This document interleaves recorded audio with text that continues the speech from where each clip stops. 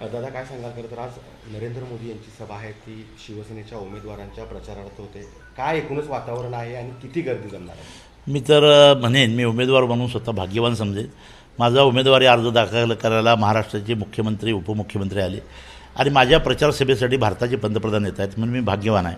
या सभेला मोदीजींना ऐकायला देशातच काय परदेशामध्ये सुद्धा प्रचंड संख्येनं लोक येतात. कोल्हापूरसुद्धा त्याला अपवाद नाहीत. आणि म्हणून या सभेला प्रचारसभा म्हणून प्रचंड संख्येनं लोक येणारच होते. पण मोदी जे आहे म्हणजे त्यांचा छाता वर्ग वेगळा आहे. प्रचंड संख्येनं लाखोंच्या संख्येनं लोक येतील. एकूणच या सभेचं कसं नियोजन केलं आहे? कारण बाहेरगावावरून खूप मोठ्या प्रमाणात लोक येणार आहेत. फक्त मोदींना ऐकायला काय नेमके मुद्दे असतील असं वाटते आज? मोदी साहेबांचे मुद्दे मी सांगू शकत नाही, तरी पण विकासात्मक दृष्टिकोन जो त्यांचा आहे, हा विकासाचा दृष्टिकोन बलशाली भारताचं स्वप्न जे सगळ्या भारतीयांना आहे, ते कशा पद्धतीने साकार करणार याबद्दल मोदी भाष्य करतील असं मला वाटतं. खरं तर आजची जी अमृत नोनी गॅस्ट्रिन, अपचन, ऍसिडिटी, गॅस्ट्रबल ह्यापैकी तुम्हाला कुठलाही गॅस्ट्रिक प्रॉब्लेम झाला, उपाय एकच, अमृत नोनी गॅस्ट्रिन. सभा होणार आहे, त्याला विरोधकांकडून टीका होत चालेल. भीती गादीची म्हणून सभा मोदींची अशा पद्धतीचं कॅम्पेनिंग विरोधकांच्याकडून करण्यात येते. आता खरं म्हटलं तर गादीची भीती त्यांनाच पडलेली आहे. गादीवरचा उमेदवार उभा केला आणि मग आता पराभव होणार, पण विरोधकांच्या पायाखालची वाळूच घसरायला लागलेली आहे. तर दुसरीकडे तुम्ही वारंवार एक आवाहन करताय की मी केलेल्या विकास कामांना चर्चेसाठी तुम्ही यावं, उमेदवारांनी यावं.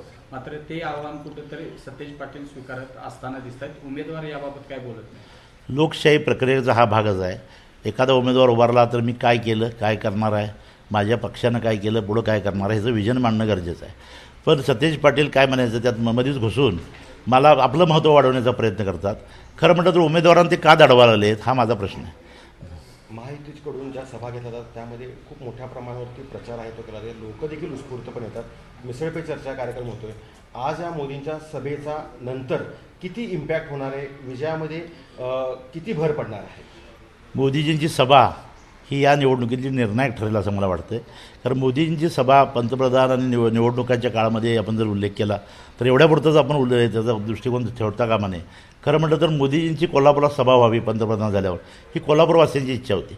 आता निमित्त निवडणुकीचा आहे, निश्चितपणाने त्यांचे विचार ऐकायला लाखोच्या संख्येनं लोक येतील. दुसरीकडं महाविकास आघाडीला MIMनं पाठिंबा दिला होता, वंचितनं पाठिंबा दिला होता, त्यानंतर बरंचसं राजकारण रंगलं. या सगळ्या प्रक्रियेकडे आपण कसं पाहताय? खरं म्हटलं तर आपण पुरोगामी म्हणायचं आणि जातीयवादी शक्तींचा पाठिंबा घ्यायचा हे बरोबर नाही. सतेज पाटीलनी 2 दिवसापूर्वी फोटो व्हायरल करण्याचे इशारे दिले होते. तुम्ही देखील त्याला उत्तर दिलं आहे. नेमकं ते फोटो कशाचे होते आणि तुम्ही त्या सगळ्या गोष्टींकडे कसं बघता? ते कशाचे फोटो होते ते त्यांना माहिती आहे. पण महाराज साहेबांच्या फोटोबद्दल जर म्हणतील तर मी वडीलधाऱ्यांना नेहमीच आदरस्थानी मानतो. आणि म्हणून महाराज साहेबच काय, अगदी DY साहेब जरी भेटले तरीसुद्धा मी त्यांना वाकूनच पाया पडतो. आता तसे फोटो असतील व्हायरल करणार असतील तर ते जातीने दाखवावेत, कारण माझी नम्रता त्यामुळे लोकांच्या लक्षात येईल.